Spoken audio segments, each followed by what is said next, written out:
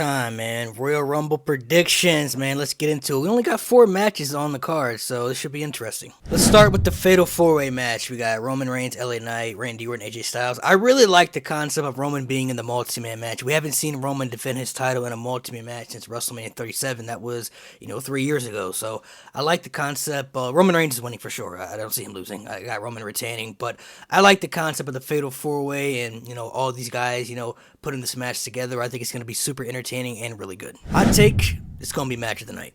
Besides, the Rumble matches are going to be great and, everything. But as far as, a non-Royal Rumble match, Logan Paul, Kevin Owens, match of the night. I'm saying it right now. Logan Paul's winning. I got him retaining the championship. I don't see him losing the title in his first championship defense.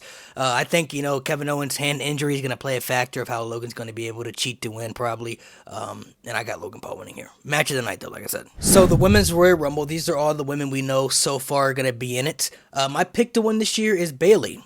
Bayley's my all-time favorite women's wrestler, so if she wins, I'm definitely marking out. I think, she deserves something like this. She's been losing and putting a lot of people over in the last few years, and, the story with her and Io, I think it's right there set up for WrestleMania. I think Damage Control is probably going to kick her out, turn on her eventually, especially with Asuka and Kyrie now being in the mix. I don't know, man. I feel like Bayley's the perfect winner. Other options you could have, maybe Becky to be a 2-time winner, but I personally would want to see that. Maybe a Sasha Banks if she comes back, a Naomi, Jade Cargill, she pops up. I don't know. I think Bayley is the correct winner. As far as the surprises, I do think Jade Cargill is making her debut. I think Naomi's going to return and be in the match. I think Sasha's showing up too, man. I know there have been the rumors about her going to AEW, but I feel like she's coming back to WWE. I also think AJ Lee's popping up. I don't think she's coming back to wrestling, but I think it's going to be a one-off surprise, to be in the Rumble. I think you'll get some NXT people in there. Tiffany Stratton, Lola Vice, Legend are the people that I believe are going to be a part of that match. But overall, though, I got Bayley winning. These are all the men that we know are going to be in the Men's Royal Rumble so far. It's really down between 2 people for me. We'll dive into that in a minute. The surprise factors, I think Brock Lesnar's coming back. He'll be a surprise in this match. Andrade, I think he's coming back to WWE, and he'll make his return in this match. Probably NXT, I'm going to say Braun Breaker and Carmelo Hayes. Those have been the 2 top guys in NXT since they revamped it to 2.0. Think they get a spot in the Rumble. As far as some other surprises, they've been talking about The Rock could be a surprise. I personally do not want to see that because I just can't see The Rock losing the Royal Rumble, and he don't need to win the Royal Rumble. He's the last person that needs to win the Royal Rumble. So I'm hoping that's not the case just because I don't think he should win the Rumble. He doesn't need to win the Rumble. He gains nothing by winning it. As far as the winners, you know what? I was really confident CM Punk was winning. Really was. When CM Punk came back, I'm like, this is the guy that's winning the Rumble. He's the one. This Cody thing, though, man, is such a toss-up. I don't think there's an issue with him winning back-to-back Rumbles. I know some people are tripping about it, saying, oh, my God, he can't win back-to-back Rumbles. Like, it's never happened before. Like, I don't see the issue with him winning back-to-back Rumbles, especially that it would make sense for him to do so. Not saying that he will. Well, after really thinking about it, I've been trying to think of other ways. Like, WWE can come up with other solutions to get Cody back to Roman at WrestleMania. But with The Rock in the picture now, it's like, he could win the Chamber, but do they really go that route? I don't know.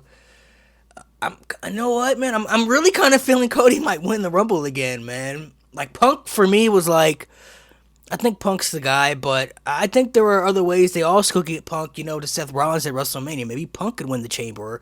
Maybe Punk could win a number 1 contenders match. I don't know. I've been thinking about this really hard, dog, and stay with me. Some of y'all may agree and disagree how I'm thinking, but this is how I'm thinking about it now. After really thinking about it, I don't see them doing a triple threat at WrestleMania. If The Rock were to come back and face Roman Reigns, I think it's going to be a one-on-one match. That's just the bigger box office match right there, right? I think that makes the most sense, too. Cody Rhodes, honestly, he makes the most sense to win the Rumble from a story perspective. If Cody Rhodes were to win the Royal Rumble, he gets that rematch against Roman Reigns at WrestleMania instantly. And The Rock could come back and say, hey, I want, the shot at Roman Reigns at WrestleMania. But Cody can say, you're going to have to wait because I won the Royal Rumble. I'm going to face Roman Reigns at WrestleMania and it's going to be one-on-one because I don't see the triple threat happening. If Cody doesn't win the Rumble and Punk does, Punk, I think, is going after Rollins, but that really leaves Cody out of the loop, out of the title picture, because you could have Cody win the Elimination Chamber, but like I said, I don't see the triple threat happening, so I don't see them going that route. And then The Rock could really come back then and make the claim like, hey, Roman, you ain't got a challenger for WrestleMania. This is the match everybody wants to see right here. You and me at WrestleMania. Let's see who the real head of the table is.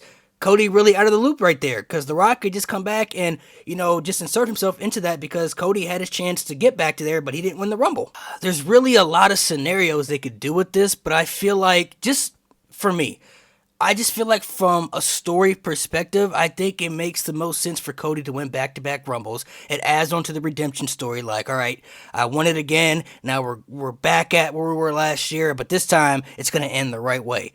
Punk, I think could get to Seth Rollins at WrestleMania plenty of other ways. Cody could too, but with The Rock in the picture, it throws a wild card in the wrench, man. Like, if The Rock wasn't in the picture, then, Cody could win the Chamber and all that stuff. But with The Rock now in the picture, we don't know when this match is going to happen. And I just can't see the triple threat happening. I don't see The Rock coming back to have, his final match in a triple threat against Roman and Cody, when pretty much everybody just been waiting to see Rock and Roman in a one-on-one match. One thing that I think a lot of people really love about this Rumble is that look at the men's and look at the women's Rumble lineup. Not too many people have been announced. We don't know a lot of people that are going to be in this match. You go back 2 years ago at the 2022 Royal Rumble, they pretty much announced like the damn everybody in that match, the whole damn card. Pretty much everybody was in that match. Now, I didn't mind them announcing the people in the match, but, sometimes in the Rumble, you want to be surprised, you know what I mean? Like, you want to have the excitement of, like, who's coming out next, and, I like that they didn't announce a lot of people this year. We know a couple of people, some of the big names, but we don't really know a lot of people that are going to be in this match, so it makes it more exciting. Bayley for sure is my pick for the women's. I can't see anybody else winning for the men. Oh, man, I keep going back and forth with Punk and Cody, man. It just got me thinking, like, these are the two guys, for sure. These are the two guys. I don't think neither one is a wrong answer to win. But I kind of feel like it would make more sense for Cody to win back-to-back Rumbles, to once again say, all right, I won it again. Here we go. Got to try to finish this story. Once again, it's like, the story all over again. I feel like Punk, I don't think he really needs it. Not saying that he won't get it, but it's like, from a storytelling perspective, I'm looking at who needs it more, and I think it's Cody. I think Cody needs it more. I don't know, man. I'm kind of feeling a switch here. Like, I was sold on CM Punk at Survivor Series when he showed up. I'm like, CM Punk is winning the Rumble. But after really, like, thinking about it and truly analyzing in my mind and breaking down the story aspects and the direction everybody can go in at WrestleMania with The Rock being back and, the Rollins injury, I'm picking Cody Rhodes, man. I'm not gonna change it now. I'm sticking with Cody Rhodes. But honestly, though, I still think CM Punk, regardless if he wins or not, will get his WrestleMania main event against Seth Rollins, and I still believe whether Cody wins or not is gonna get, his rematch against Roman Reigns.